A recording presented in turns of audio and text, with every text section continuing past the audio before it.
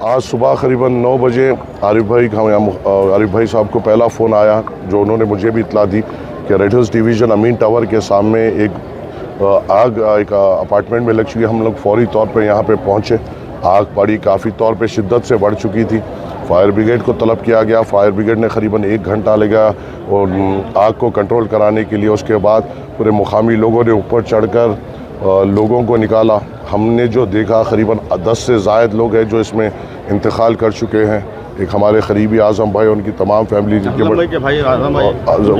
पूरी फैमिली पूरों का इंतकाल हुआ। अब हमने अभी पुलिस को ये इंस्ट्रक्शंस दिए कि फौरी तौर पे FIR करें और पोस्टमार्टम आज शाम तक जल्द से जल्द करा के पूरे बॉडीज़ को फैमिली के अंडर हैंड ओवर कर सकें। ये पूरी जिम्मेदारी उस बिल्डिंग ओनर की आती है जिसने उस बिल्डिंग के नीचे तमाम केमिकल के बैरल्स रखे थे। उन बैरलों की वजह से इन इंसानों की जान गई और उसकी गलती की वजह से आज इतना बड़ा हादसा हुआ।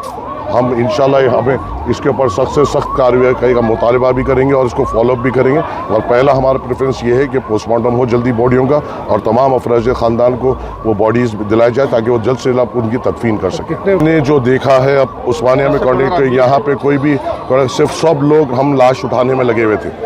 किसी ने 2 लाश को देखा, किसी ने 3 को देखा, और हमारा जो अंदाज़ा है 10 से ज़ायद लोगों का इंतकाल हुआ है आज और 10 से ज़्यादा लोग यहाँ पे फौत हुए हैं। तो ये ओनर ग्रेव क्राइम में उसको रजिस्टर किया जाएगा और उसके बाद सख्त से सख्त कार्रवाई करेंगे इंशाल्लाह।